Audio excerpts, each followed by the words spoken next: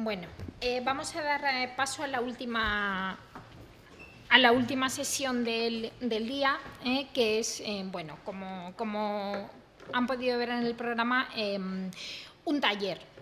Decidimos en la coordinación del seminario y entre todos los profesores participantes que era importante dar una dimensión práctica, dado que era un seminario de edición, incorporar ahí, bueno, un panorama de qué se está haciendo en edición digital y una segunda parte concretándolo en TI.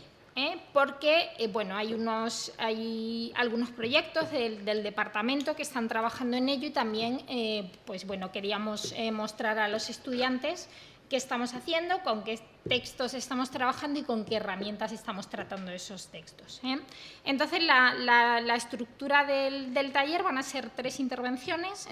En primer lugar, de la profesora Elena González Blanco, que va a hacer una introducción general a la edición digital, mostrando proyectos, herramientas. Una segunda parte de la profesora Clara Martínez, que ya se va a centrar en el lenguaje de marcado TI, y una última, que va a ser la mía, en el que vamos a ver ejemplos concretos de ese marcado, bueno, para que os podáis quedar con algunos casos concretos de cómo manejamos esas etiquetas en ejemplos concretos, en un material que habéis tenido disponible y bueno, que espero que hayáis mirado un poquito para que sea todo más fluido. Así que no me entretengo más y doy la palabra en primer lugar a la profesora Elena González Blanco.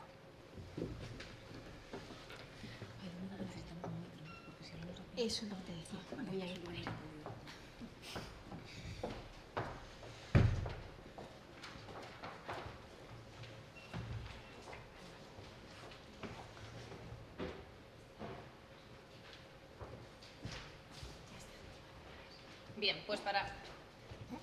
Para hacer la cosa más dinámica a estas horas de la tarde, ya que todos están un poco cansados, pues hemos decidido hacer un formato un poco más informal, hablar de pie, hacer un poco, bueno, pues si hace falta alguna gracia, en fin, porque a estas horas si no la cosa ya se hace muy densa. Bien, yo quiero introducir este taller hablando de la edición digital académica. Como punto de partida, en primer lugar, quiero plantear una reflexión y es el qué situación tenemos ahora mismo, dónde nos movemos, dónde se ubica nuestro trabajo dentro del ámbito en el que nos movemos y cómo nuestra labor académica pues entra a formar parte de todo este papel. Estamos en un mundo en el que, bueno, el año 2011 es el año en que las estadísticas demuestran que se han publicado por primera vez más libros electrónicos que libros impresos. Además, por ejemplo, hay una serie de estadísticas de SM donde también, bueno, pues se dice que efectivamente en España, en el mundo hispánico y en español, esto también es una realidad presente. Y sin embargo, nos encontramos que en nuestro mundo académico, como ya comentábamos antes esta mañana, la situación es un poco diferente. ¿Dónde está la edición literaria digital? ¿Dónde está la edición académica digital? Realmente, bueno, pues toda nuestra tradición y todo nuestro sistema nos demuestra que la cantidad de publicaciones que se están haciendo sobre obras literarias, sobre filología, todavía están muy arraigadas a la tradición e investigación filológica en papel. En fin, nosotros somos un poco este muñequito rojo que está aquí al borde del precipicio cuando los derroteros de la edición y de la tecnología parece que van por otras vías. En primer lugar, ¿por qué pasa esto? Bien, quiero abordar un concepto que quizás pues, pueda no resultar tan evidente a simple vista. Y es la diferencia entre lo que es una edición digital y una edición académica digital. Un concepto que se ha venido llamando Digital Scholarly Editing. Bien, esto lo explica bien el profesor Patrick Sale, que nos explica las diferencias entre una edición digitalizada y una edición digital, que no son lo mismo por una serie de cosas que voy a explicar a continuación. De hecho, él juega mucho con las palabras Scholarly Digital Editing y Digital Scholarly Editing, apostando por la segunda opción. Es decir, una edición académica digital, no una edición académica digitalizada, que son dos cosas diferentes. ¿Por qué? Porque, según se dice aquí, aunque no se ve muy bien desde lejos, lo que viene a decir es una edición académica digital no se puede expresar en un medio impreso sin una pérdida de contenido o de funcionalidad. Es decir, estamos ante una edición digital que aporta valor, aporta contenido y aporta mucho más allá de lo que es una edición digitalizada o una página en PDF puesta en una pantalla de ordenador, que, en mi opinión, no es una edición digital. Antes de explicar en detalle en qué consiste una edición académica digital y cuáles son las ventajas o los procedimientos que nos llevan a ella, quiero aclarar una serie de conceptos que me parecen relevantes para comentar un poco este fenómeno. En primer lugar, el concepto del esqueumorfismo. Este es un término que lo que quiere decir es que tendemos en distintos medios y en distintas superficies a imitar las características físicas o de imagen de otras. Es decir, por ejemplo, esta imagen de un libro nos viene a recordar lo que vemos todos en el iPad cuando abrimos un libro en iBooks, pero no deja de ser una presentación de un libro electrónico en un formato digital que lo que está haciendo es imitar la forma de libro impreso que nosotros estamos acostumbrados a ver. ¿Por qué? Porque para el usuario sigue siendo una continuación de lo que sigue siendo toda su tradición. Tiene páginas, tiene hojas, imitamos incluso el paso de las hojas, el ruido, los números de página. Son cosas que en una edición digital no necesitaríamos y sin embargo están. Lo mismo con las estanterías de las bibliotecas que tenemos en las aplicaciones de descarga de libros. Esto no deja de ser un poco lo que se ha llamado también el fenómeno de los incunables digitales. ¿Qué hacían los primeros incunables cuando surgió la imprenta? Imitaban lo que se hacía en los manuscritos. Pues bien, nos encontramos ahora mismo en una época que ya avanzaba el profesor Bravo esta mañana, en la que nosotros estamos haciendo lo mismo. Estamos ante un gran cambio que ha revolucionado todo el mundo de la edición, de la imprenta, de toda la filología en sí, pero nos resistimos a veces como usuarios a el cambio total de superficie, entonces estamos todavía en un paso intermedio en el que la cultura del libro impreso pues se traslada al mundo digital para intentar emular esa continuación desde el punto de vista de la recepción. Y esto es un concepto importante que se irá transformando poco a poco. También el concepto de remediación como un cambio de medio desde el que se va trasladando la historia. En este sentido, por ejemplo, aquí entraríamos a hablar de lo que es la transfusión de un texto, una novela, a una pantalla para la cual se hace una película. El punto de partida, el material, la materia prima, el dato es el mismo, pero el resultado es algo diferente. Cuando un elemento, un dato pasa a través de distintos medios, al final se termina transformando en otra cosa que tiene una vinculación con su original, pero resulta ser un producto distinto. En ese sentido, se habla también de narrativas transmedia, retomando un poco esta intervención de los medios sobre el propio material o el propio contexto. Quizás en abstracto sea un concepto un poco difícil de comprender, pero la ventaja que tiene todo esto, y a donde quiero llegar un poco con esta reflexión inicial, es que la tecnología en este momento no es algo que determina o que condiciona toda nuestra investigación o toda nuestra percepción como lectores, sino más bien lo contrario. Es un agente de conocimiento que nos permite llevar el texto mucho más allá de lo que inicialmente estábamos acostumbrados a hacer en un formato libro o en un formato tradicional o lo que hacía el manuscrito frente a lo que hizo la imprenta años atrás ya. Bien. Pues pasado este punto de introducción sobre conceptos iniciales, voy a hablar un poco de las propias características de lo que se conoce hoy en día como una edición académica digital. En palabras de Patrick Sale, es la representación crítica de documentos históricos en un paradigma digital. Dicho así, puede sonar un poco raro, pero él justifica esta definición en base a un paradigma con distintos conceptos. En primer lugar, indica que la información crítica sin representación no es una edición, pero que por otro lado la representación sin información crítica no es una edición. Es decir, él parte del concepto de una edición académica dentro de un paradigma digital en la que hay tres elementos claves. La representación, en el cual, bueno, no se ve aquí muy bien, pero tenemos el tema de imagen, transcripción, anotación, representación, visualización en distintos medios.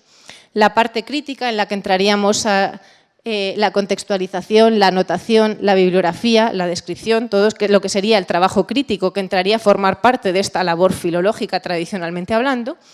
Y por otro lado, la noción de documento histórico no referido a una disciplina histórica en sí, sino a la distancia entre el documento que sirve de base a la edición, tanto en el tiempo como en el espacio. Dicho esto, que vendrían a ser las características que definen a una edición académica, esto se pone dentro de un paradigma digital. ¿Qué quiere decir este cambio de paradigma? Bien, este cambio de paradigma se aplica fundamentalmente a dos niveles. Por un lado, en el nivel de lo que es el propio soporte de la edición, puesto que en la edición digital ya no encajan los modelos tradicionales de edición, es decir, no podemos seguir hablando de edición paleográfica, edición diplomática, edición crítica, tal y como se venía hablando en la edición filológica tradicional.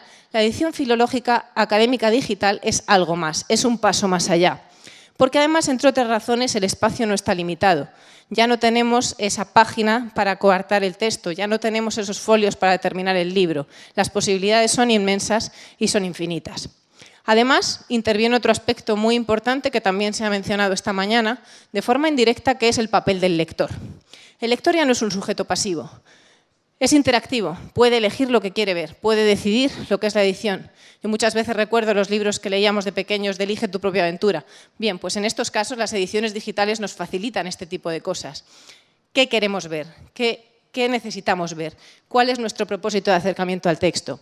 Una misma edición puede permitir simultáneamente muchos tipos de lectura y esta es una de las grandes ventajas de la edición digital. Y además permite nuevas formas de representación. ¿A qué me refiero con nuevas formas de representación? Luego me referiré a ello, pero es a la inclusión de otras variables como el tiempo, el espacio o la imagen, o incluso el vídeo y otros medios dentro de la misma edición que hasta ahora el papel no permitía. Voy a hablar un poco de los distintos tipos de ediciones digitales, porque uno de los conceptos claves, y además que me interesa especialmente incidir, es que no hay dos ediciones iguales y que las ediciones pueden variar mucho en función de las intenciones del autor, del tipo de edición y del tipo de materia prima o fuente a la que se refieran. Para que se hagan una idea de todo lo que hay, les recomiendo consultar este catálogo del IDE, que es un instituto de ediciones digitales que llevan en Alemania, en Colonia. Y aquí, bueno, pues uno puede ver la cantidad de ediciones digitales categorizadas por materia, por idioma, por época, en fin, por distintos criterios, pero simplemente echando un vistazo a esta base de datos o a este catálogo, uno se hace a la idea de la cantidad de posibilidades y de variantes a las que se pueden llegar mediante unas tecnologías que, bueno, pues no son demasiado complejas en su origen. Las categorizaciones de estos tipos de ediciones pues no resultan en absoluto fácil. Como todo, pues se trata un poco de intentar meter bueno, pues los distintos tipos en casillas y categorizar un poco. Hay muchas clasificaciones, igual que ha pasado con los géneros y con otros temas en literatura y en otras disciplinas, pero me llaman especialmente la atención tres tipos de menciones que se hacen sobre los distintos tipos de ediciones digitales que se están realizando actualmente en el mundo académico. Y hay tres conceptos especialmente relevantes. En primer lugar, el concepto social, porque en estas ediciones muchas veces ya no solamente es el lector el que adquiere un papel interactivo, sino que las ediciones son colaborativas. El ejemplo más llamativo de esto es la Wikipedia, caso que todo el mundo conoce, pero aplicado a edición digital pues se ha venido llevando hasta el extremo para hacer un tipo de edición en el que los usuarios, los equipos, incluso bueno, pues los propios lectores pueden contribuir a retocar o elaborar la edición. Entramos entonces en el concepto de crowdsourcing, que ha sido muy extendido en otros ámbitos más allá del filológico. Por otro lado, se habla también de ediciones ergódicas. Sí, es un nombre un poco extraño que viene de las disciplinas matemáticas y este concepto lo usa Edward Van Hoot para referirse a ediciones en las que hay una serie de algoritmos que son los que el ordenador contiene para reflejar los distintos tipos de variantes y otra serie de textots, que le llama, que son lo que el usuario ve o percibe en función de las búsquedas que realiza. Entonces mantiene siempre un poco un doble nivel de las posibilidades que de entrada ofrecería lo que es la máquina y las distintas posibilidades que en función de sus elecciones va eligiendo el usuario. Es decir, sería un poco un concepto de edición hecha a medida según las elecciones que va marcando el usuario final. Y por último, venimos a lo que se viene llamando la edición paradigmática, que sería la edición que más se parece a la edición crítica filológica que estamos habituados a ver. La edición con sus variantes, con sus distintos tipos de ediciones, que en función de un criterio o de otro se pueden visualizar todas de forma simultánea. En fin, estas clasificaciones son un poco abstractas porque luego resulta que cada edición pues, tampoco se puede amoldar a un tipo o a otro de categoría, pero creo que es bastante significativo pues, incluir dentro de lo que son las clasificaciones habituales de edición estos tipos de ediciones que quizás no resulten muy nuevas. Voy a poner algunos ejemplos. En el sentido de las ediciones sociales que mencionaba al principio, tenemos, por ejemplo, este proyecto de Transcribe Bentham. Es uno de los primeros que se hicieron en el Reino Unido y en este proyecto pues, lo que se hizo fue poner a disposición de la comunidad una serie de documentación, de cartas, pidiendo a los usuarios que se registraran para poder transcribirlas. Es un proyecto que no es filológicamente muy complejo, se trata bueno, pues simplemente de leer unas cartas, una documentación, y aquí pues, van marcando la cantidad de usuarios que hay, las cartas que transcriben, van dando una serie de puntuaciones a los usuarios y bueno, pues hay una motivación que realmente está bien hecha porque han conseguido que colabore bastante gente. Esto realmente pues, es una cosa bastante difícil, sobre todo si abordamos proyectos filológicamente más complejos que requieren un conocimiento del campo que no sea simplemente copiar un texto como hacemos cuando nos piden los CAPTCHA en Google, que es transcribir unos números que el ordenador no ha sabido ver. Bien, pues es un poco el mismo tipo de fenómeno. Pero sí que es verdad que las ediciones colaborativas a una escala o a un nivel o a un grupo de interés que quizás pueda ser más social, pues funciona a cierto nivel porque hay proyectos que siguen esta tendencia.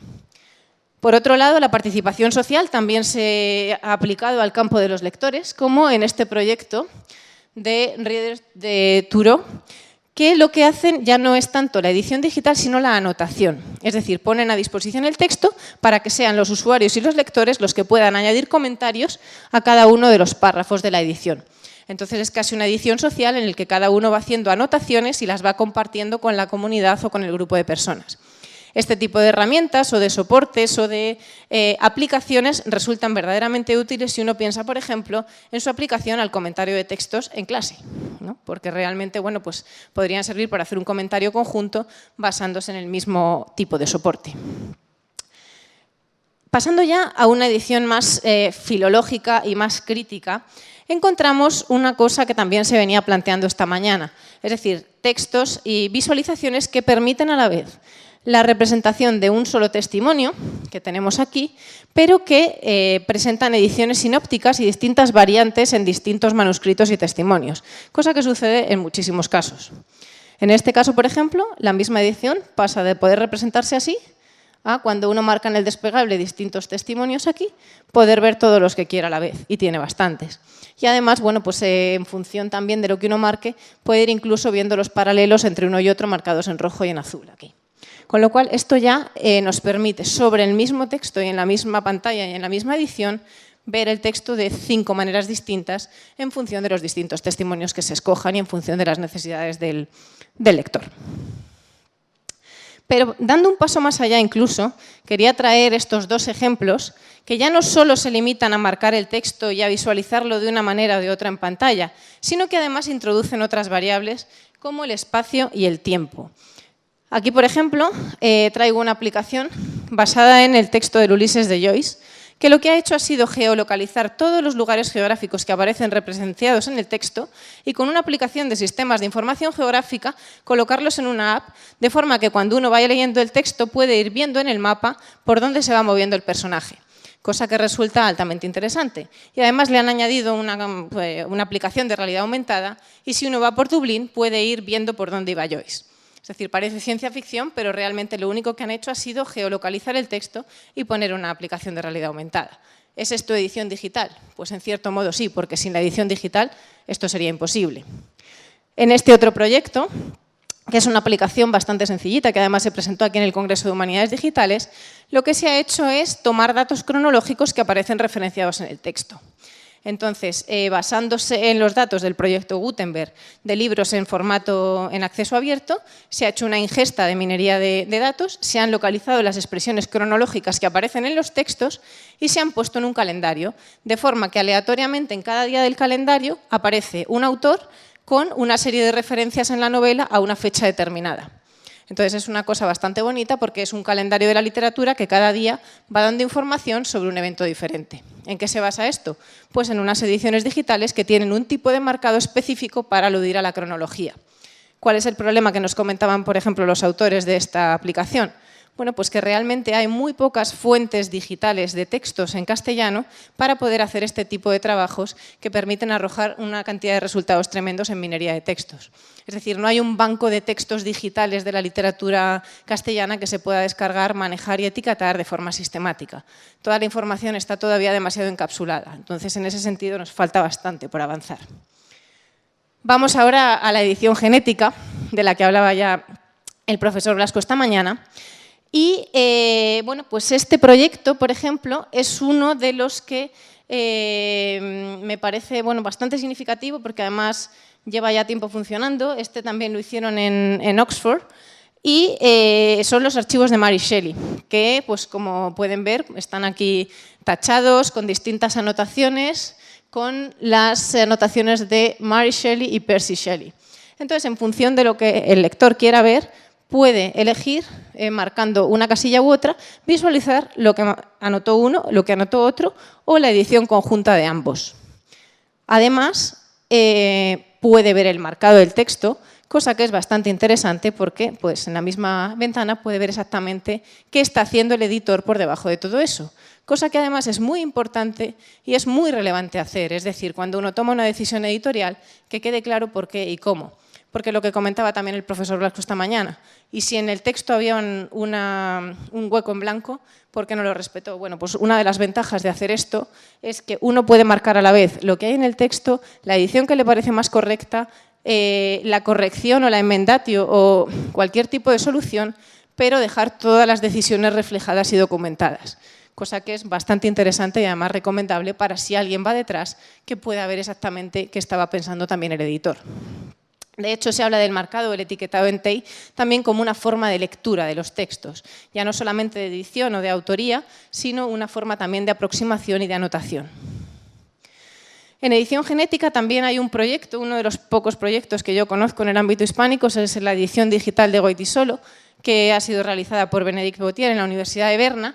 Entonces, bueno, pues es un poco un proyecto similar. Ella tenía todo el acceso a los archivos de las cartas, entonces ha hecho una edición digital marcada, pero tiene también todas las variantes de los manuscritos y puede visualizar el texto en XML. Son unos trabajos que evidentemente son muy laboriosos desde el punto de vista de edición, porque ya no solamente supone la elección de una variante, sino la anotación y la marcación de cada una de ellas. Con lo cual, pues sí es cierto que todo este tipo de ediciones requieren un trabajo manual bastante pues largo, eso no nos vamos a engañar. Este también es otro de los proyectos de edición genética que hoy en día son de los más, pues quizás más llamativos y más pioneros, y es una edición de Proust y las distintas variantes que van apareciendo en los cuadernos de sus notas. Es un proyecto pequeñito, ha sido más bien un piloto que se ha hecho desde King's College, por Elena Pieraccio, y aquí lo que han hecho ha sido introducir dos variables, la variable del autor y la variable cronológica. Es decir, quieren un poco diferenciar entre lo que el autor fue escribiendo por el orden que lo fue escribiendo y el orden en que el lector lo debería percibir. Entonces, pues cuando uno activa estas casillas y va dándole aquí a ir viendo todo lo que son las transcripciones, va viendo esto, que van saliendo en función de las marcas. Entonces, pues es bastante interesante entrar aquí y ir viendo cómo el editor contemporáneo interpreta todo lo que comentábamos esta mañana de cómo se hizo la producción de este texto y cómo esto después se quiere presentar al lector. Pero la ventaja que tiene esto es que podemos ver a la vez el impreso original con las distintas variantes y añadir un poco además toda la perspectiva cronológica de qué se hizo primero, qué se hizo después, o si hay diferentes manos también poderlo reflejar de alguna otra forma. Desde el punto de vista ya filológico más tradicional y saliendo ya de la edición genética, paso a mostrar una edición totalmente diferente. Es una edición de un texto medieval de la lírica de los Minnesänger en Alemania. En este texto, que nada tiene que ver con el anterior, lo que se ha hecho directamente es, por un lado, reproducir la imagen digital con la ventaja de que cuando uno pasa el cursor por aquí, va viendo en el propio texto lo que corresponde a la imagen del manuscrito y la transcripción.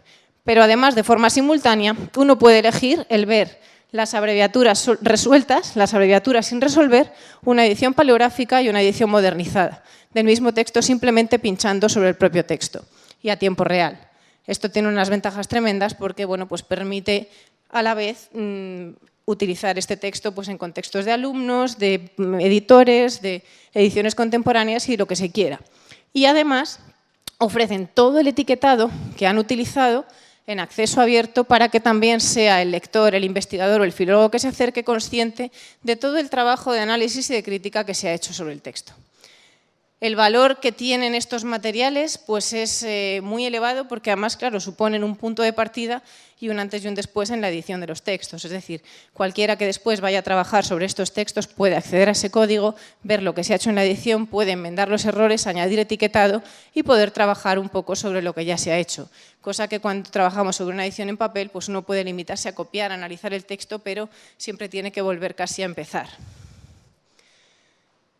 Esto sobre lo que se ha hecho hasta ahora, pero pasamos ahora un poco a la parte más práctica de este taller. Y es decir, bueno, pues hemos llegado a todas las maravillas que se pueden hacer, pero ¿cómo se hacen?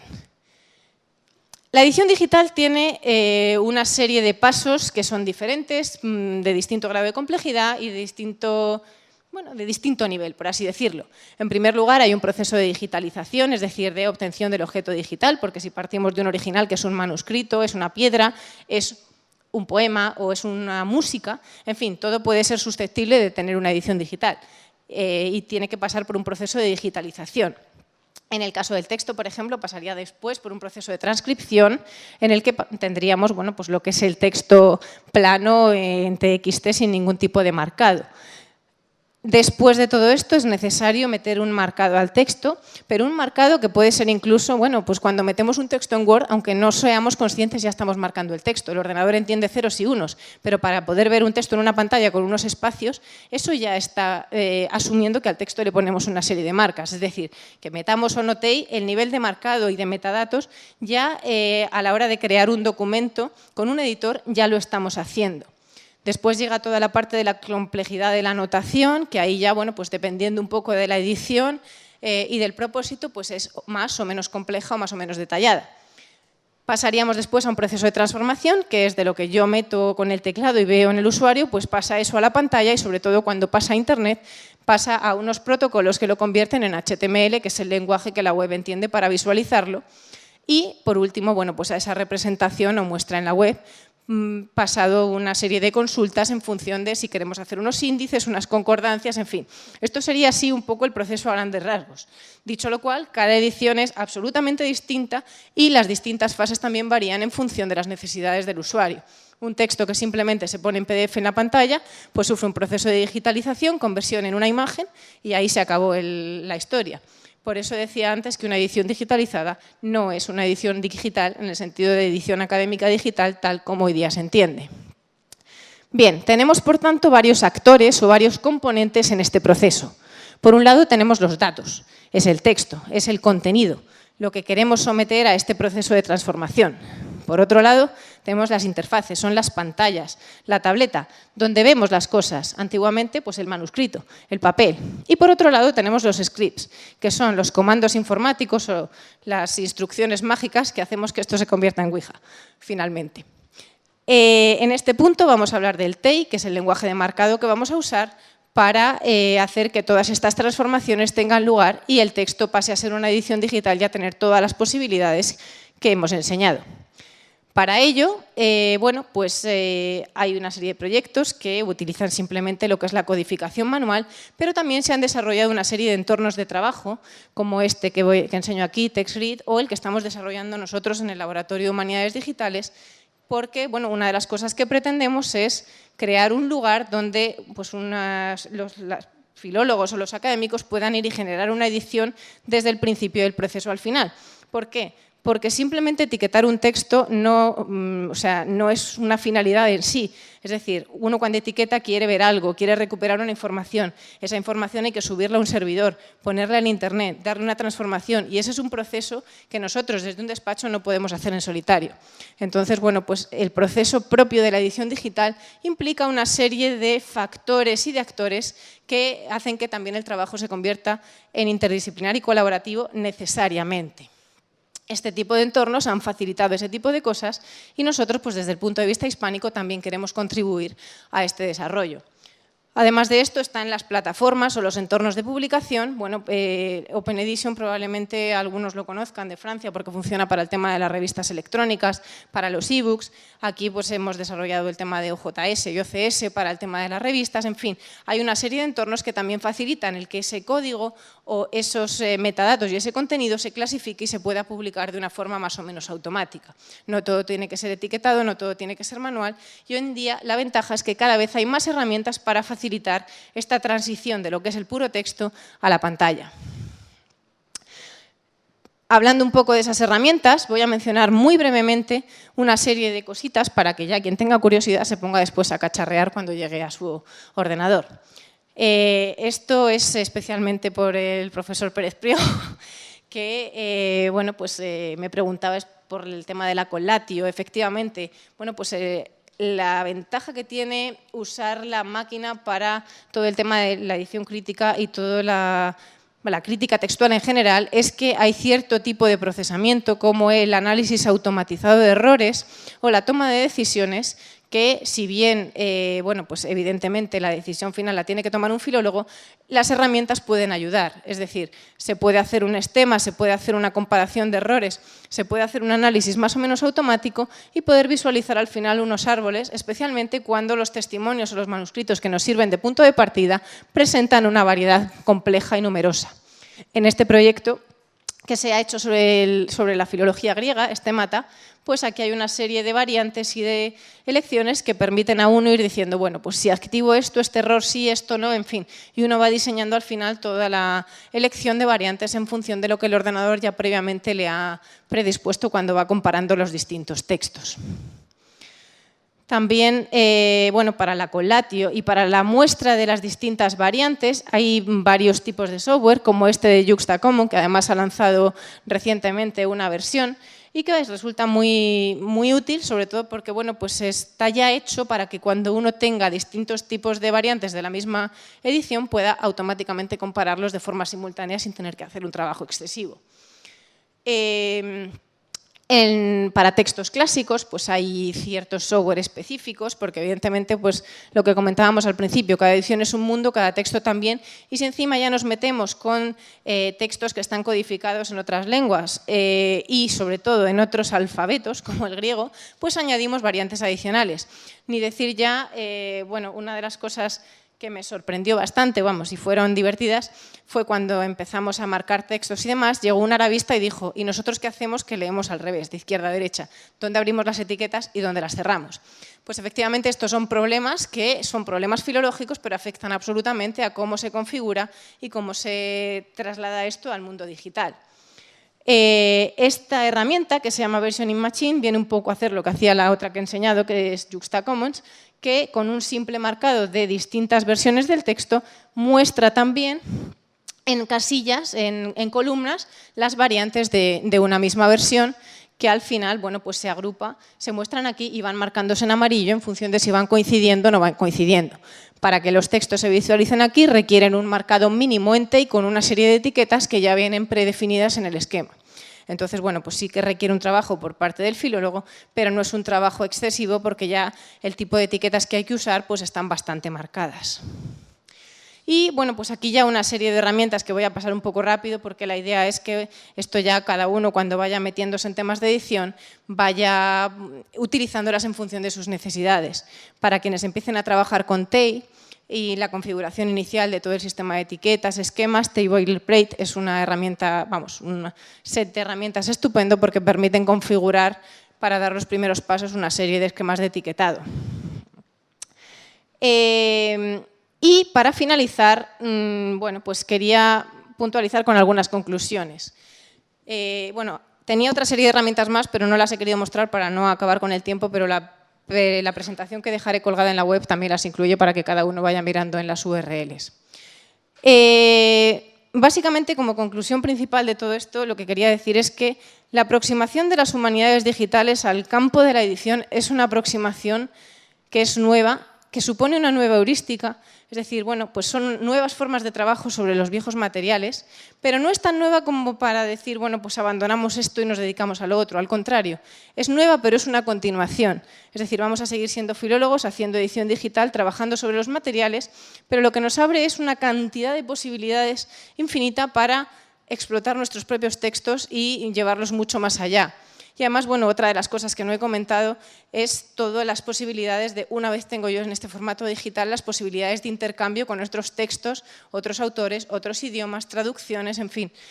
Ya el diálogo entre sistemas de etiquetado de una y otra lengua pues es muchísimo más sencillo, y la comunicación también. Esto genera nuevas preguntas de investigación, nuevos métodos y nuevas herramientas que se van desarrollando basándose en las anteriores. Y además supone nuevas formas de representación del conocimiento y de reconceptualización de la disciplina. El pensar en las tabletas, en las aplicaciones móviles, en incorporar la propia visualización, la imagen o los mapas a nuestra disciplina, que siempre ha sido muy textual, pues nos hace también intentar pensar de otra manera. Y, bueno, para finalizar, decir rápidamente que, como conclusiones así generales, no hay dos ediciones iguales, es decir, cada edición tiene sus necesidades. No tiene nada que ver un trabajo de edición digital que hago sobre el manuscrito que mostraba de los Minnesänger como un texto con distintas variantes o sobre una edición genética. Es decir, aunque todas estén basadas en la tecnología, muchas veces las tecnologías son algo distintas, desde luego el foco es muy diferente y el filólogo es el que tiene que tomar todas las decisiones en el sentido que siempre las ha tomado, pero más aún ahora. Esto implica que además bueno, pues haya cierto conocimiento, un conocimiento del campo es fundamental, pero además un conocimiento de las tecnologías y de las posibilidades que ofrecen las tecnologías. Que uno no dice que uno lo tenga que hacer todo, que evidentemente bueno, pues la ayuda tecnológica es fundamental, hay ciertas cosas a donde nosotros no podemos llegar, pero sí que es importante ser consciente de las posibilidades que se nos están ofreciendo. Además, es fundamental tener en cuenta y en conocimiento la noción de estándar. Es decir, la filología, las humanidades son disciplinas que se han movido por lo general bueno, pues a su libre albedrío, siguiendo su propia trayectoria y no ha habido un protocolo de comunicación, de intercambio, de estandarización o de homogeneización. Nosotros no tenemos una tabla periódica, no tenemos una clasificación y de hecho cuando vamos a hacer una base de datos normalmente no pensamos en, bueno, ¿y qué está usando el vecino por si luego quiero intercambiar información con él? Hay que pensar de ese modo.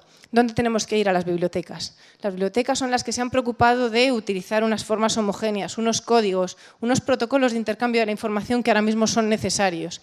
Y además usar unas tecnologías que estén al alcance de todos, que permitan que lo que estamos haciendo perdure a largo plazo.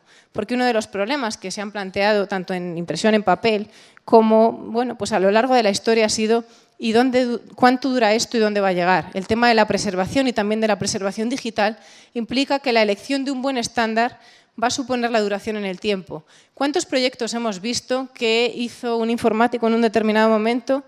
Murió el informático, acabó el presupuesto, murieron y nadie jamás pudo recuperar ese código.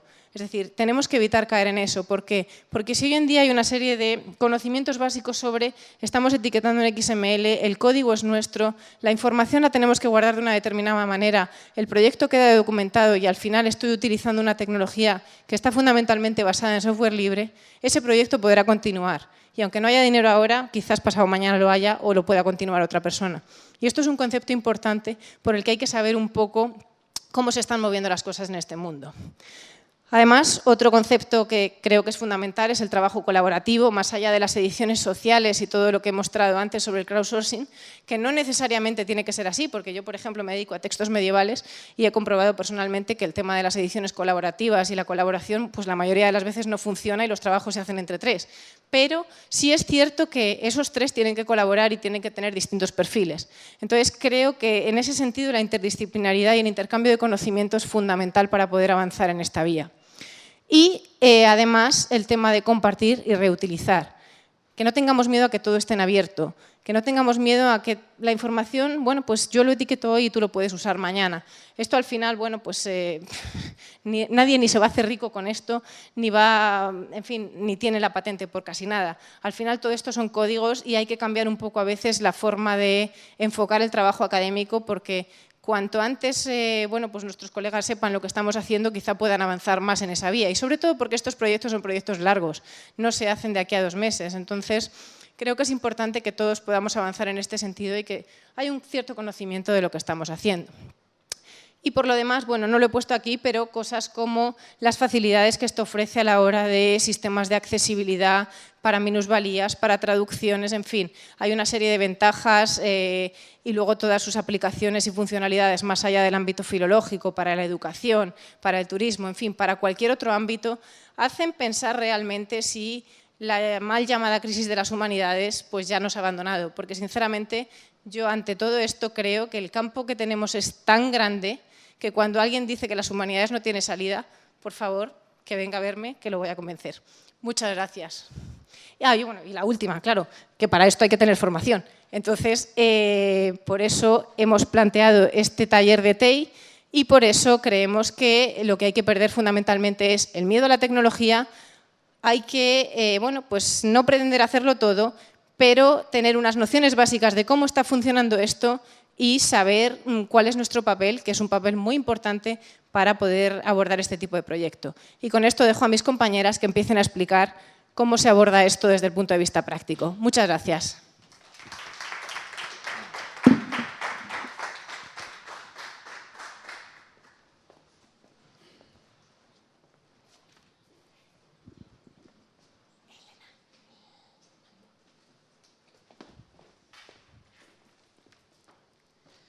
Bueno, pues Elena nos ha dado un poco el panorama general, lo que habíamos llamado nosotras la magia, ¿no? Cómo se ve el producto final, y por debajo de la magia hay un truco.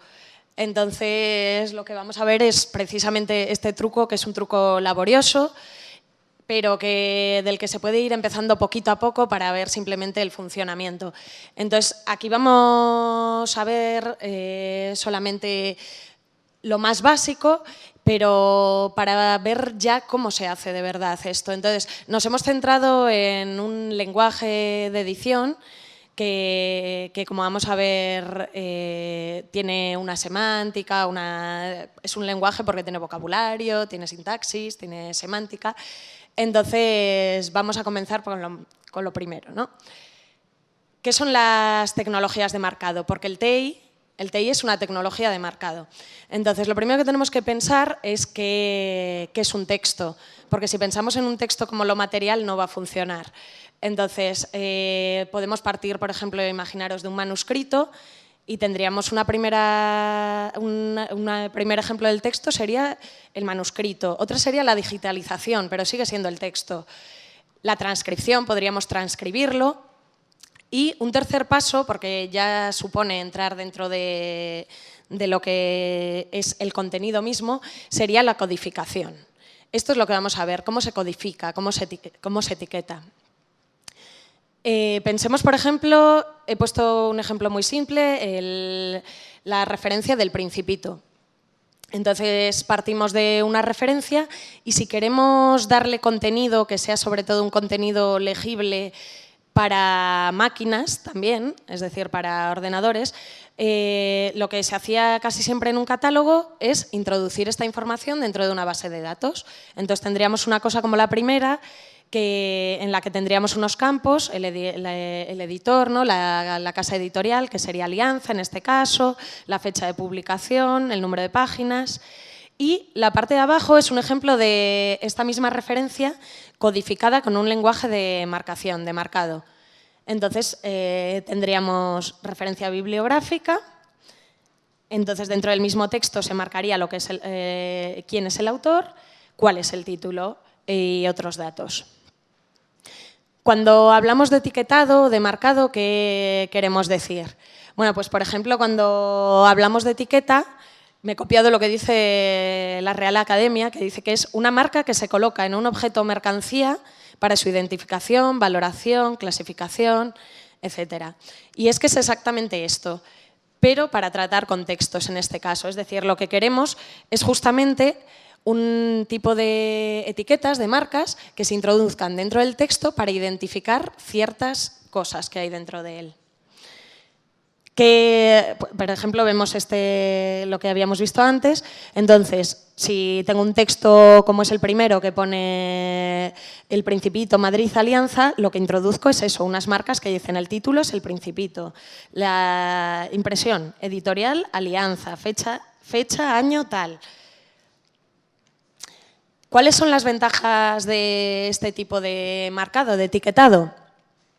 Bueno, pues el primero es que si decíamos que hasta ahora había muchísimos catálogos que lo que hacían era tener una base de datos en la que recogemos en cada campo las distintas informaciones, el XML-TEI lo que intenta es tratar con documentos, con textos, no solamente con información, con datos.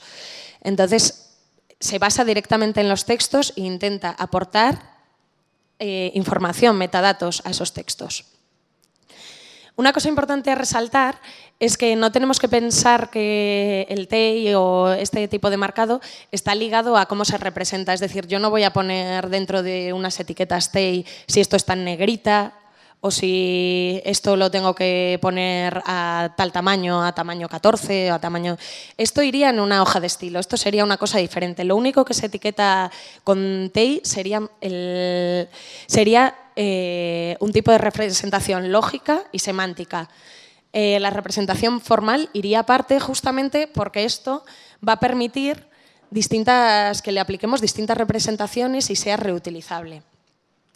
Entonces, una vez que lo tenemos marcado, ¿qué sucede? Pues que se facilita justamente el procesamiento del texto por programas informáticos. Es decir, el tenerlo ya etiquetado, lo que vamos a hacer es que pueda ser reutilizado de distintas maneras. Y es reutilizable precisamente porque estamos usando un estándar abierto. Es decir, que no está ligado a una sola empresa, a un solo software, sino que se trata de un estándar abierto que podemos utilizar todos y que no va ligado a ningún programa en concreto. Esto hace que también sea perdurable. Y, por supuesto, lo más importante, y de lo que ha hablado ya Elena ahora, bueno, todas estas cosas las hemos ido viendo, es que justamente al ser un lenguaje permite el diálogo. Es decir, si todos etiquetamos con un mismo, o todos, o una parte de los proyectos están escritos con un mismo lenguaje, podrán dialogar entre ellos, podremos buscar una serie de etiquetas que nos lleven a lo mismo en los mismos textos. O incluso, si no están escritos en el mismo lenguaje, habrá elementos para transformarlos, para hacer una traducción de un lenguaje a otro. Bueno, como íbamos diciendo, los lenguajes de marcado lo que hacen es describir las partes lógicas de un tipo de documento y sin límite de profundidad. ¿Qué queremos decir? Pues, por ejemplo, aquí he puesto un ejemplo de verso, ¿no? Del mismo que veíamos antes. Y tú puedes decirle, voy a describir la estructura lógica en este caso. Poema, dentro de poema tenemos estrofas, ¿no? Y dentro de estrofas, versos. Y vamos calificando cada una de ellas. ¿Por qué decimos sin límite de profundidad? Porque bueno, podríamos marcar, por ejemplo, las sílabas. Dentro de verso también podríamos marcar la acentuación. Se marca, y luego veremos cómo se marca, la rima. Es decir, no puedes seguir marcando, anidando contenidos dentro.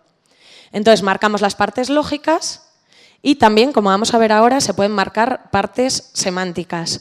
Es decir, aquí vemos, por ejemplo, España, que está marcada con una etiqueta que pone toponimia. ¿Por qué son lenguajes? Bueno, pues son lenguajes porque tienen un vocabulario y porque tienen sintaxis. ¿Qué tipo de vocabulario tienen? Pues, por ejemplo, antes hemos visto el ejemplo de un poema.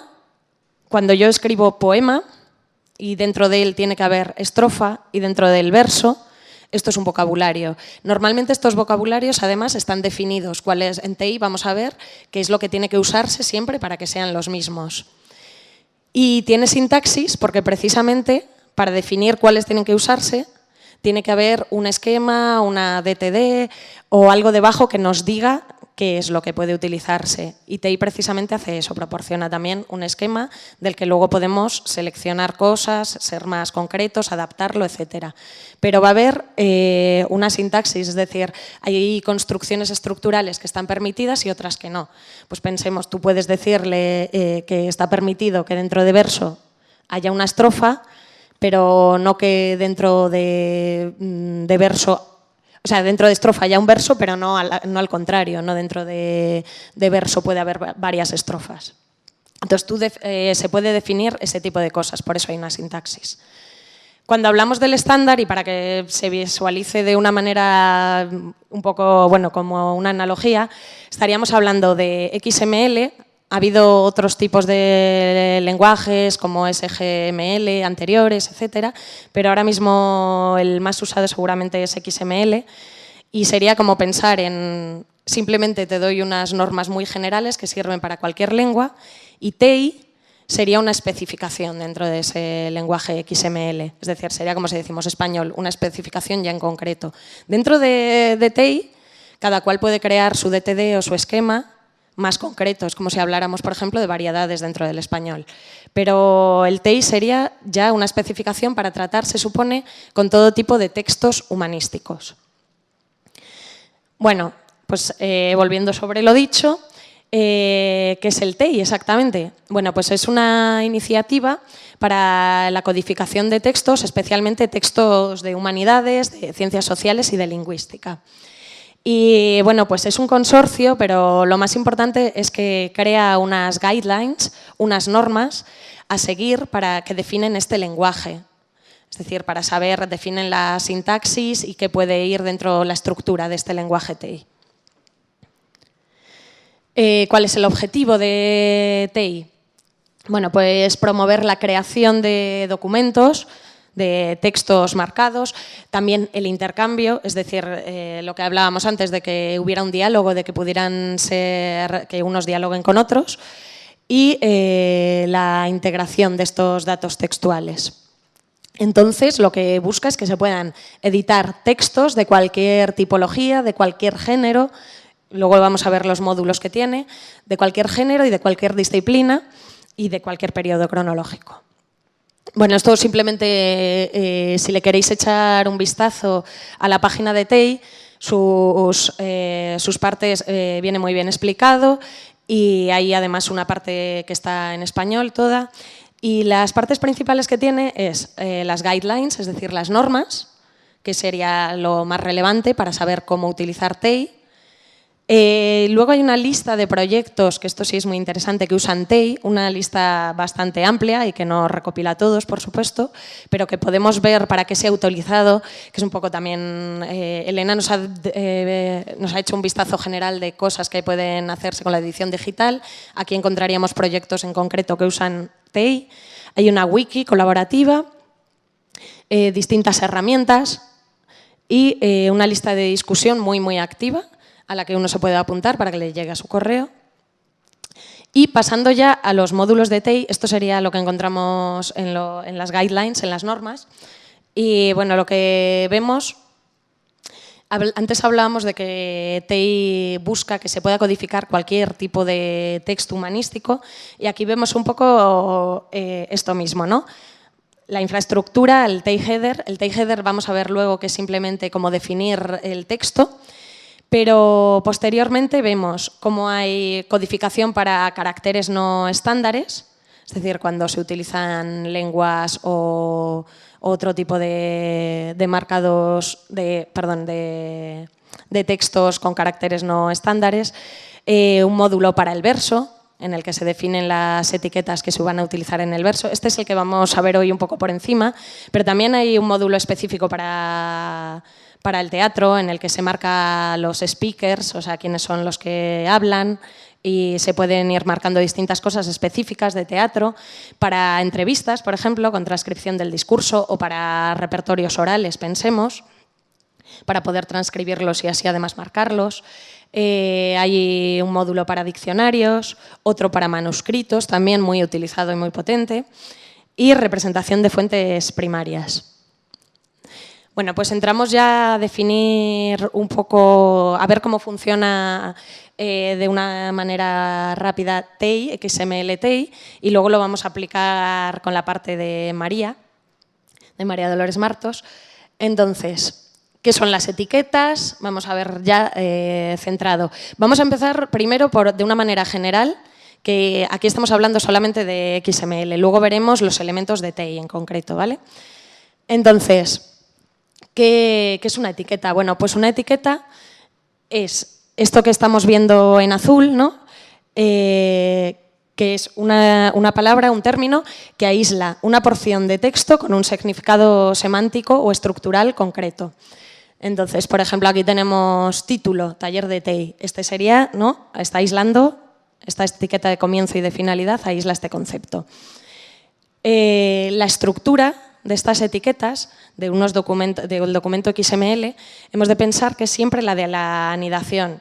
Se pone muy generalmente esta imagen de las muñecas rusas o de cajas chinas, ¿no? Porque lo que se trata justamente es de partir de un elemento raíz, que sería una etiqueta. Imaginaros que se llama etiqueta raíz y que empieza al principio y termina al final del todo, contiene todo. Dentro de ella encontraríamos distintos módulos, pues puede ser, por ejemplo, metadatos generales, y esta se cerraría donde terminan los metadatos, es decir, se va anidando todo. Para que se anide, bueno, lo que encontraremos será una etiqueta de apertura, como vemos arriba, autor Clara Martínez, y una etiqueta de cierre. Cuando termina este elemento que queremos aislar, se cierran. Simplemente, algunos ya lo manejaréis muy bien, pero para los que no lo sepan, existen elementos vacíos, pues como puede ser, por ejemplo, aquí pongo el ejemplo de line break, que quiere decir que se pasa de una línea a otra, y entonces esto no tiene nada dentro, no contiene nada. Pero bueno, lo más normal es que encontremos una apertura de inicio y una de cierre. ¿Qué etiquetas hay? Bueno, pues hay 3 tipos de etiquetas. Cuando veamos codificado, veremos una primera, que es un elemento. Estos son los que abren y cierran. Aquí, por ejemplo, lo he llamado verso y es como el identificador general. Pero, además, es como si fuera un sustantivo. Pensemos que dentro puede tener un adjetivo. Ese adjetivo sería el atributo. El atributo añade una característica al elemento. Si aquí he puesto verso, por ejemplo, puedo añadir un atributo que sería qué tipo de rima tiene ese verso. ¿Y qué tipo de rima tiene? Ahí ya lo especificas con un valor. Este sería otro tipo de etiqueta. El valor que lleva dentro ese atributo. Entonces, tendríamos elementos, atributos y el valor de ese atributo. Como vemos, los atributos y valor, el atributo siempre tiene un valor, para empezar, hay que acordarse de eso, un atributo tiene un valor y no son obligatorios, los atributos son opcionales. Entonces, un elemento puede llevar o no un atributo. ¿Y qué puede contener un elemento? El elemento que habíamos dicho que es como lo principal, el sustantivo, ¿no? Puede contener dentro otros elementos. Es decir, si yo digo poema, por ejemplo, puede contener dentro estrofa y además puede ser obligatorio que no se pase directamente a poner el elemento, el poema, sino si yo pongo poema, va a contener obligatoriamente estrofas. Y si yo pongo estrofa, por ejemplo, tiene que contener versos obligatoriamente. Eso sería lo que llamamos eso, un elemento que contiene solo otros elementos. Hay elementos que lo que van a contener siempre es texto. Es decir, si yo pongo autor, contiene un texto siempre. Y hay algunas que permiten las dos cosas, que serían de contenido mixto, no son muy normales, pero pueden contener a la vez un hijo, digamos, porque se habla de padres e hijos, un hijo y a la vez texto. Y hay un cuarto tipo, que es que sea un elemento vacío. Pues, por ejemplo, si hablamos de una imagen que está en otra parte, no está en el texto, no aparecería ahí, sería un elemento vacío. ¿Y los elementos de qué tipo son? Ahora mismo igual es mucha información, pero luego como lo vamos a ver práctico, son preguntas que van a surgir y además lo tenéis aquí para que lo repaséis, está todo colgado. O sea, lo vamos a colgar todo. Entonces, hay elementos de tipo obligatorio, pues lo que antes os decía, tú puedes decir que siempre que haya una estrofa, como hay una sintaxis, le obligas a que dentro de ella haya versos. No puede ir una estrofa y directamente el texto, sino que dice siempre que ponga estrofa van a venir un verso. Entonces ese sería un elemento obligatorio. Puede haber elementos opcionales. Pues por ejemplo, eso, en poema puedes decir que es opcional que contenga cabecera, por ejemplo, o título, porque puede contenerlo o no un título, y elementos prohibidos, que es de lo que hablábamos antes, pues a lo mejor verso no puede contener estrofa directamente.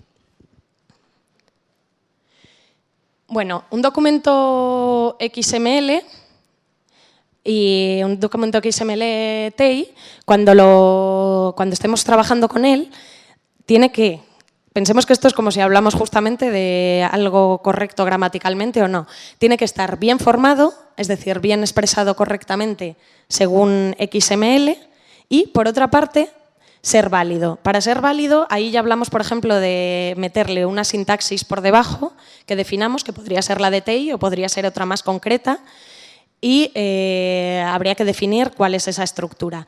Pero vamos a ver solamente lo que es que un documento esté bien formado. Estos son ejemplos muy sencillos que yo creo que pueden ser muy útiles para cuando se empieza de cero a etiquetar. Pues para empezar, siempre tiene que haber, decíamos, un elemento raíz que contenga todo. Pues puede ser documento raíz, que comienza al principio y termina al final, ¿no? Tiene que estar correctamente anidado. ¿Con esto qué quiere decir? Que cuando abro una muñeca tiene que contener otra, es decir, no pueden superponerse, este cierra aquí, el otro en otro sitio, lo vamos a ver, pero correctamente anidado siempre. Cuando algo se abre, se cierra. Puede tener otras cosas dentro, pero se abre y se cierra, no solapándose con otros. Es importante saber que los nombres de las etiquetas son lo que se llama case sensitive, es decir, que distingue mayúsculas de minúsculas. Entonces, no es lo mismo D en minúsculas que D en mayúsculas, así que hay que tener cuidado con esto. Y esto en XML, en otros lenguajes no, pero en XML-TEI sí, por lo cual tal hay que ser cuidadosos. Acordarse de que una etiqueta de apertura, como decíamos, tiene que tener su etiqueta de cierre. Y tonterías ya que se nos pueden pasar, pero que por ejemplo pueden hacer que no esté bien formado un documento XML, es que no puede haber espacios, por ejemplo, después de esta apertura. No puede haber la apertura del paréntesis, un espacio, una P, tiene que ir todo seguido. Y por otra parte, hablábamos de los elementos. Entonces ponemos un elemento, cuando ponemos el atributo se pone siempre igual y el valor del atributo va siempre entre comillas. Entonces esto es, por ejemplo, lo más general para que esté bien formado. Y hablábamos antes de documento válido, ¿cuál es entonces luego lo que le puedes especificar? Pues si le especificas que vas a usar TEI, además de todo esto, TEI usa las siguientes reglas. Lo más básico es eso, que utiliza un elemento raíz, que decíamos, el que va a contener todo, que se llama TEI justamente. Este elemento raíz tiene dos hijos obligatoriamente, es decir, dos cosas que van anidadas dentro de dos elementos, que sería el TEI header, que son los metadatos sobre el documento que vamos a codificar. Vamos a ver luego qué elementos se meten, pero dentro del TEI header, por ejemplo, está quién es el autor, la descripción del documento, etc. Y el text, que es justamente donde se ubica el documento en sí. Es decir, una sería como la descripción y otra el texto, el documento. Aquí vemos un ejemplo. Vemos lo que hemos dicho, por ejemplo, que hay un documento raíz que es TEI, con el que se abre y se cierra. Y luego hay un elemento TEI header, en el que solamente hemos puesto, aquí solamente están las etiquetas, sin nada dentro, que abre, cierra, y un documento text, que puede tener otros dentro, que cierra también, y vemos, es muy visual esta diapositiva porque se ve cómo se abre y se cierra. Entonces, bueno, dentro del TEI header, esto lo vamos a ver luego si hacemos las prácticas, muy fácil, pero vamos a enunciarlo aquí rápidamente. Dentro del TEI header, que decíamos que eran los metadatos de descripción del documento, hay que decir que tiene 4 hijos posibles, es decir, 4 elementos que se anidan dentro de él, y numerosos descendientes, que son ya los que llamaríamos nietos, etcétera, ¿no? Entonces, de estos 4 hijos, solamente uno es obligatorio, pero es obligatorio. Es decir, dentro del tray header tiene que haber un elemento que se llama file desk, descripción, ¿no? La descripción del archivo. Entonces, es descripción bibliográfica del archivo electrónico. Y dentro de este encontramos otro que es obligatorio, que es el title, el título. Luego tenemos otros muchos, publication statement también es obligatorio, tenemos otros muchos que son opcionales. Pues, por ejemplo, notas, edición, puedes incluirlo o no. Tendríamos otros elementos, después de file desk, que es el obligatorio, podríamos además decir cómo lo codificamos, quién lo ha revisado, etcétera. Dentro del otro elemento, recordamos que TEI tenía 2 elementos obligatorios, el header y el text. Dentro de text, lo que encontramos es que tiene 3 hijos, pero solamente uno obligatorio, que es body. Entonces, el front, que sería el opcional, que pues imaginemos los prólogos, las dedicatorias, etcétera. El body, que sería todo el cuerpo de la obra, y el back, que es un poco lo mismo que el front, pero al final lo que recojamos detrás. Aquí vamos a trabajar, en este taller, lo que vamos a ver es justamente un ejemplo con el módulo verso. El módulo verso, el header es igual para todos los documentos, con más o menos nivel de detalle, según queramos, pero es el mismo. Lo que cambia, los módulos que habíamos visto para describir el lenguaje, es justamente en el texto. Entonces, dentro del body, aquí vemos un ejemplo del módulo verso en el que encontramos LG, que significa line group, es decir, grupo de versos, y line group es un elemento que puede contener todos los line groups que quiera dentro de él. Y eso quiere decir que line group es lo que compone, lo que determina el poema. Entonces, tú le dices line group, tipo, poema. ¿De acuerdo? Entonces, después puedes decir line group, tipo, ahora mismo estrofa. Y la L sería cada uno de los versos, line. Entonces, yo le digo line, vi estar fermosa, vista. Y aquí hemos codificado, para que veáis que se puede llevar a niveles de detalle los que queramos, hemos codificado la rima también. Rima, la rima es ista, etiqueta A. ¿Qué quiere decir todo esto de que codificamos, simplemente para que recuperemos con lo que había hablado Elena, etcétera? Pues que todo esto es recuperable, es decir, yo podría hacer una búsqueda, una vez que tenga codificado todo esto, podría buscar qué rimas tiene el poema y me podría dar desde el esquema de rima, que lo tenemos codificado en la etiqueta, en los atributos, es decir, label A, label B, pues sería, yo podría pedirle esos valores, o podría ver lo que tienen dentro, es decir, ¿qué rimas hay? Pues hay rimas en ista, hay rimas en or, todo lo que etiquetemos es luego recuperable, por eso es tan importante que etiquetar. Y aquí damos comienzo ya a la parte práctica, que la va a llevar a cabo mi compañera María Dolores Martos.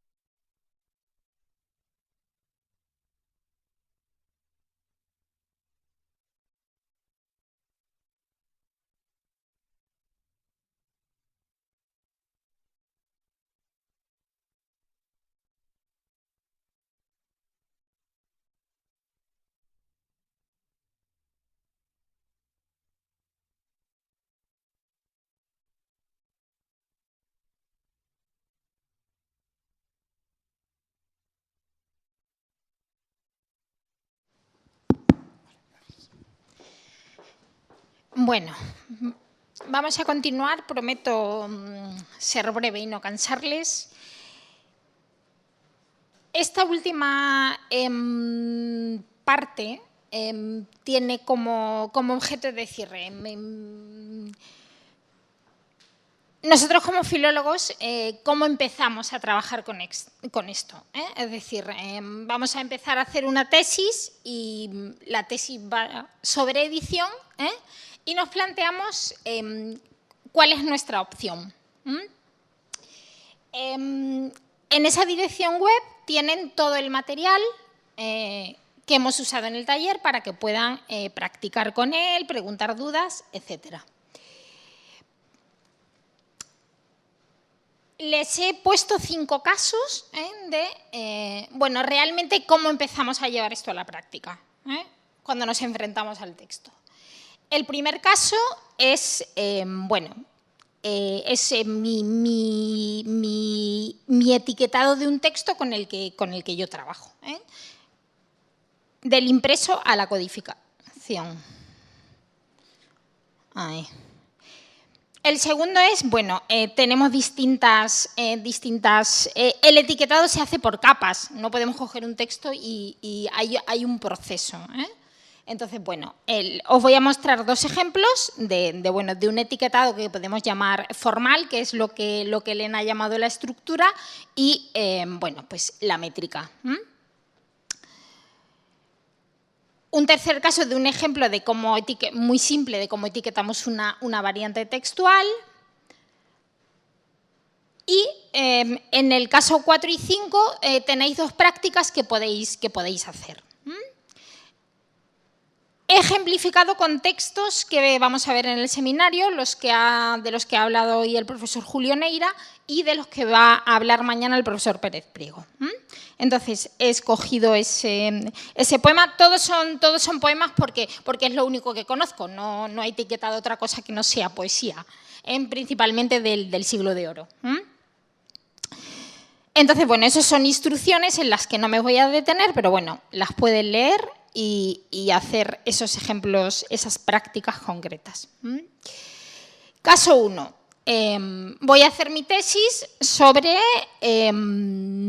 un impreso del 17. Bien, tengo el impreso, que en este caso es de una poeta portuguesa, Violante del Cielo, y tengo ese impreso, esas rimas varias de 1646.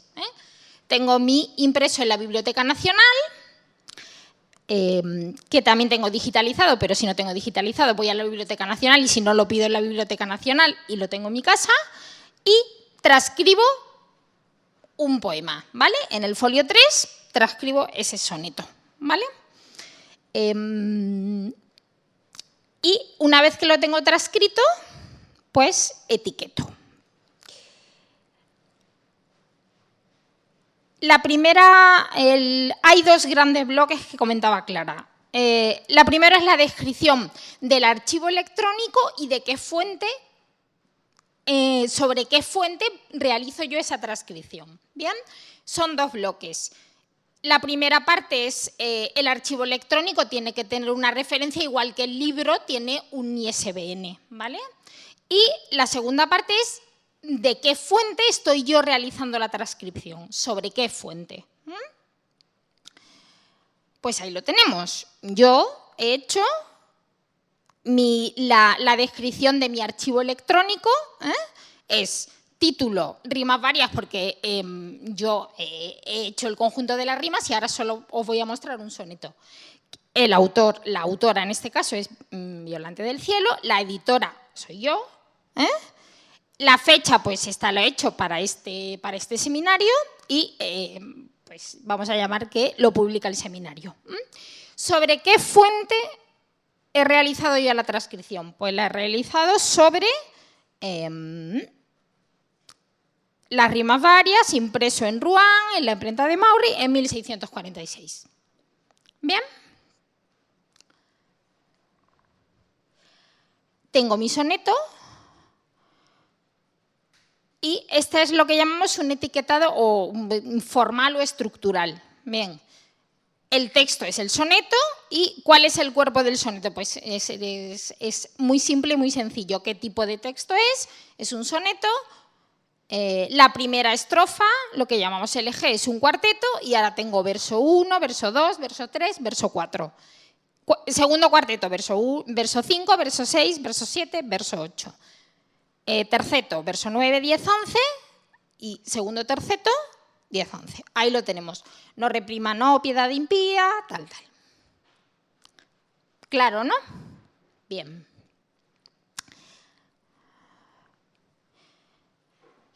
Segundo caso, voy a editar las coplas de Manrique. En este caso, opto o parto de la edición que tienen referenciada abajo. ¿Bien?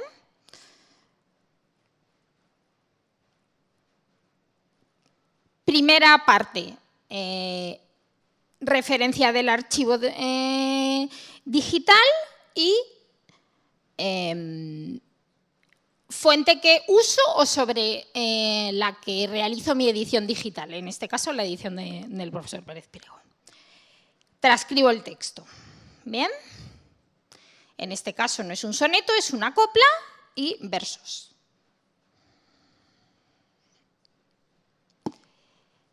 Si quiero anotar el texto, porque voy a hacer una edición para mis alumnos de primero de filología o de bachillerato. Simplemente me voy a detener en dos aspectos. En una anotación, en una nota al pie que aclare un léxico y en una elección textual que he hecho en la que voy a combinar la lección original y voy a optar por la regularización porque voy a dirigir mi edición pues, a un público no académico, no filológico. ¿Bien?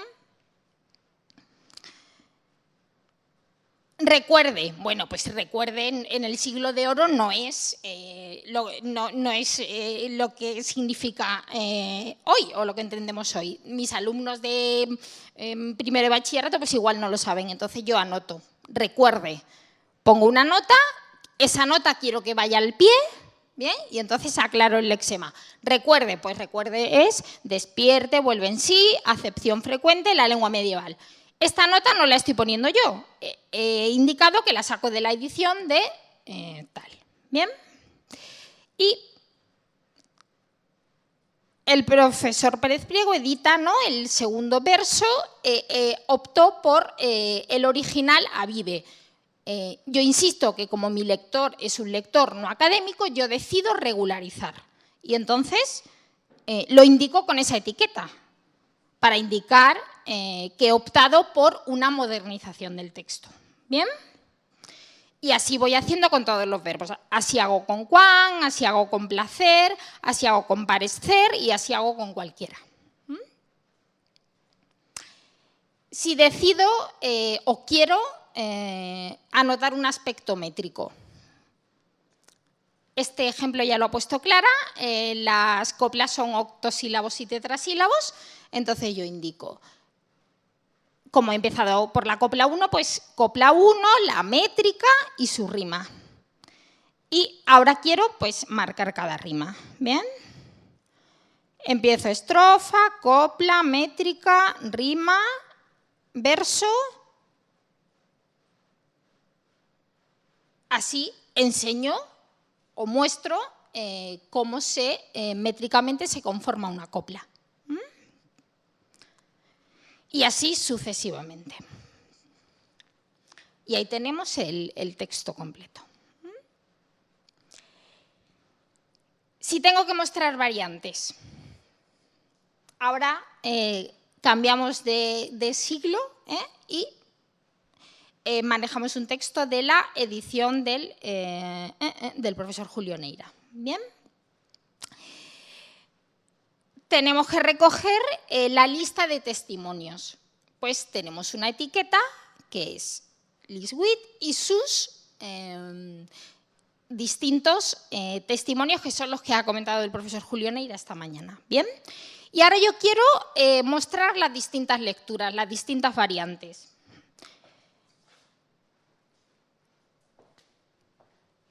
L es el verso, AP es el aparato, lema es el lema que yo edito, es decir, la lección por la que opto, y esta etiqueta es reading, que es otra lectura que hay en otro testimonio, ¿vale? Y aquí incluyo el testimonio al que me refiero, que está identificado arriba. Ahora lo vamos a ver en un ejemplo. A ver, voy a editar y anotar las variantes de este poema. Mi archivo digital se va a llamar Descrédito del héroe, su autor, fecha, tal. Fuente sobre la que realizo la edición del profesor Neira. ¿Bien? Aquí la tengo. Pues esos datos los etiqueto allí. No es tan difícil. Cuando lo hace 2 veces, pues es sencillo. Aquí tengo la lista de testimonios y los paso a mis etiquetas. El testimonio lleva una identificación, que es lo mismo, es la abreviatura, no es tan distinto. La abreviatura y el testimonio. El testimonio, su título, y allí lleva su abreviatura a la que voy remitiendo. Tengo el poema, vuelvo a etiquetar, siempre es el mismo procedimiento. Tipo, en este caso, como lleva título, pues añado un título, a Batalla de amor, campo de plumas. Me interesaría anotar que es un verso de Góngora, pues lo pongo con note, y etiqueto mi texto. Y ahora quiero indicar las variantes de ese texto. Pues me doy cuenta que en el título tengo una variante, que es pluma, plumas, ¿bien? Entonces indico... el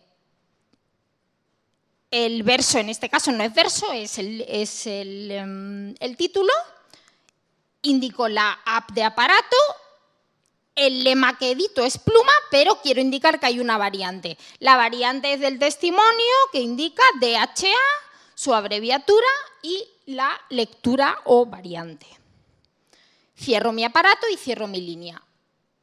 La siguiente variante está en los versos 12-13. Pues anoto mi verso, anoto el lema que edito y anoto las 2 variantes de los 2 testimonios.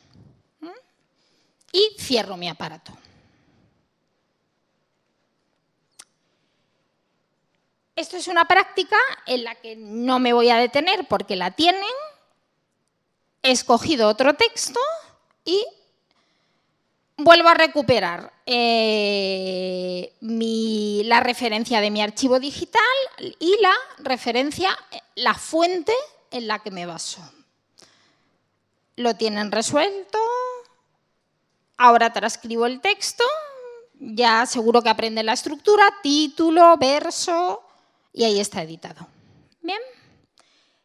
Tienen la práctica de este texto y después tienen la práctica con la segunda copla de Manrique, en la que hacen lo mismo que he hecho previamente en esos ejemplos que tienen ahí. No nos da tiempo a repasarlo, así que acceden al material, lo etiquetan y me lo mandan a mi correo si no pueden resolverlo o si tienen alguna duda. A ver, la idea es que bueno, un filólogo, y cuando se plantea una edición, pues tiene que plantearla con las nuevas herramientas que tiene. TI es una herramienta accesible, porque el trabajo es filológico, es decir, nosotros no vamos a crear una aplicación informática. Lo que pasa que ahora, en vez de pues hacerlo a máquina como se hacía antes, pues lo hacemos en el ordenador y lo hacemos directamente en este formato. Fácilmente asequible. Yo he aprendido en 1 año más o menos y ustedes pueden hacerlo exactamente igual que yo. Así que vayan al material, descárguenlo en su ordenador, háganlo y pregúntenos a Elena o a Clara o a mí cualquier cuestión, duda, etc. Y ahora, aunque nos hemos pasado del tiempo, dejamos 5 minutitos por si quieren preguntar, comentar o plantear cualquier cuestión.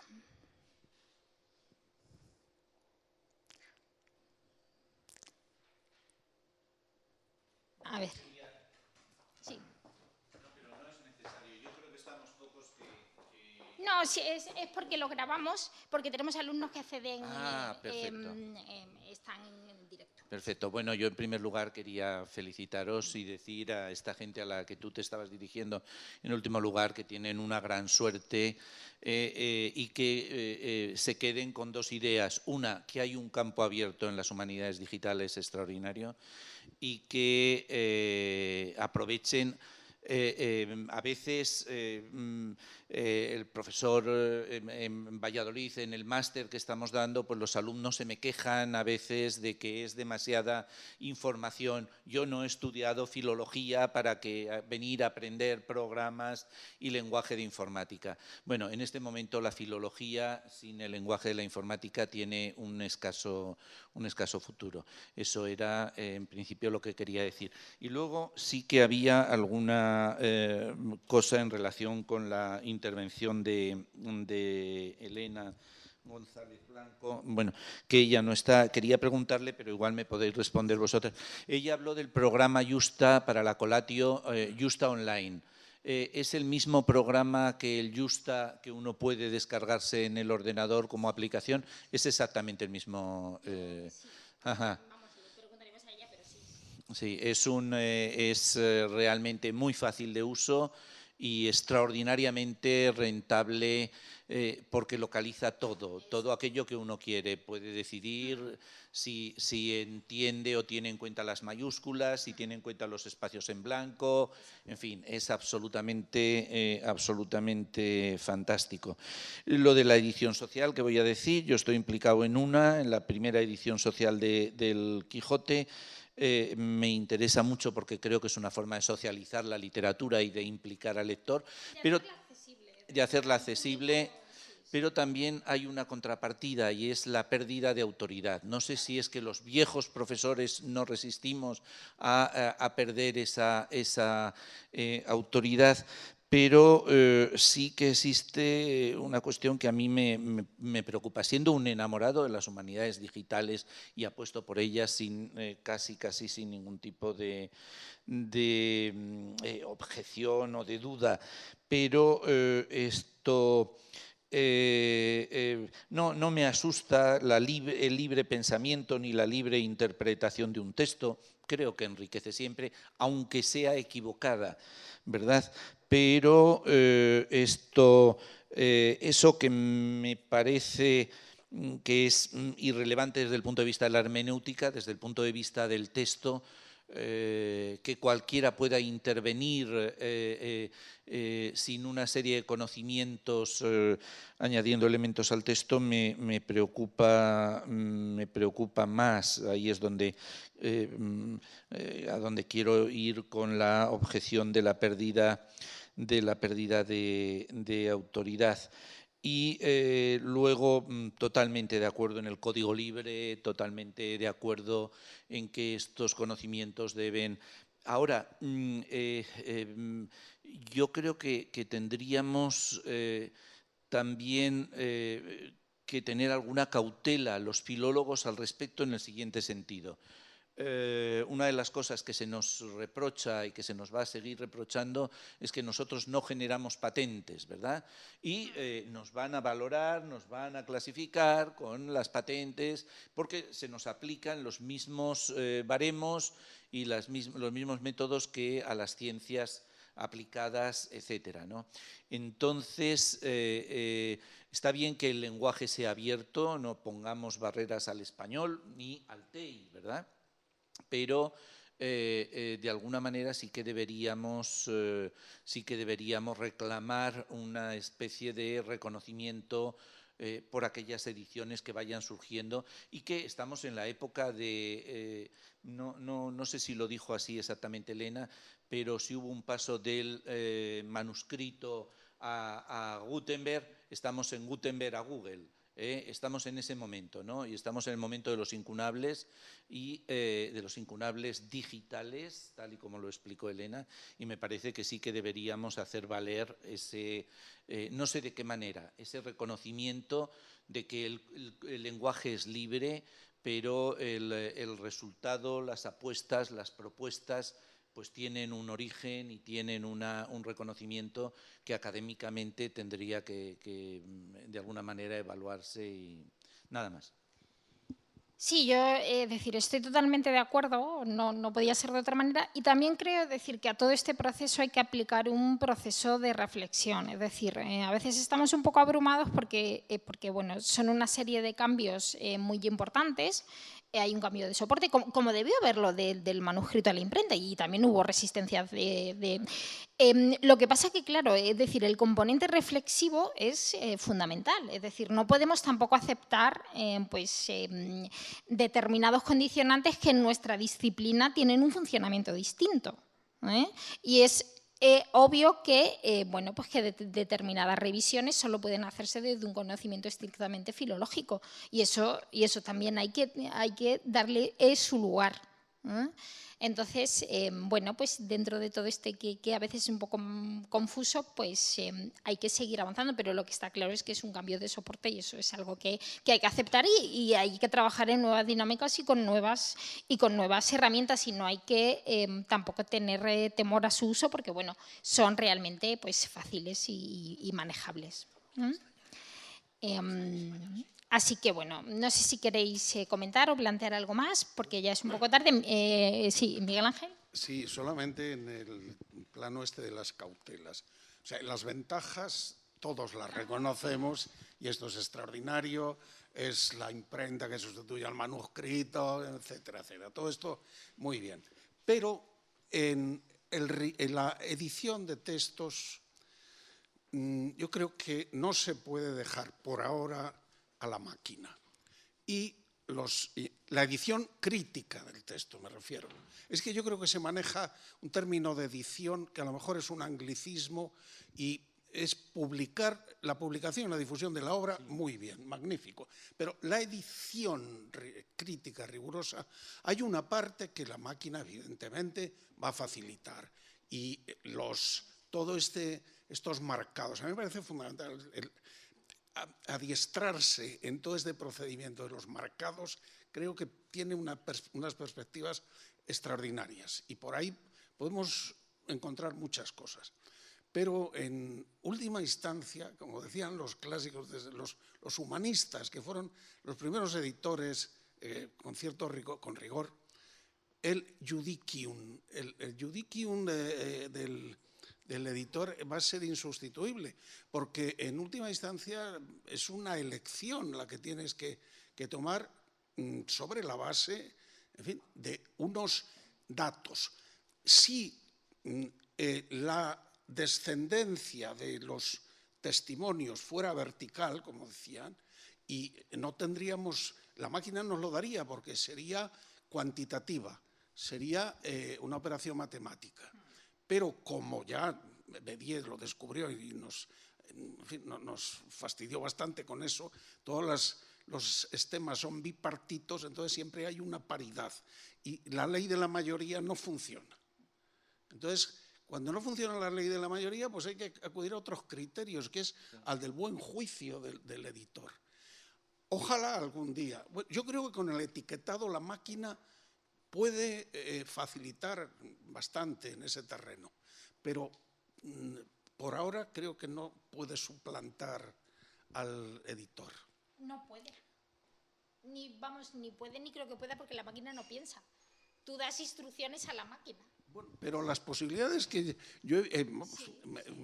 habéis hecho ver pueden ser muy largas. Hombre, mucho el seminario de Wisconsin etiquetó de una manera semejante casi toda la literatura medieval y realmente pues no ha prosperado mucho porque ese lenguaje resultó un poco ininteligible. Creo que esto es mucho más avanzado, claro está. Claro, esto es mucho más avanzado porque es un lenguaje creado específicamente para este tipo de... Entonces, esa es la ventaja. Pero aún así tiene que continuar avanzando porque cada texto introduce una nueva variable. Pues nada, el futuro está por escribir. Sí, siempre está por escribir. Bueno, pues muchas gracias por aguantar hasta esta hora. Sentimos mucho el retraso y mañana nos volvemos a reunir aquí a las 9:30. Gracias a todos.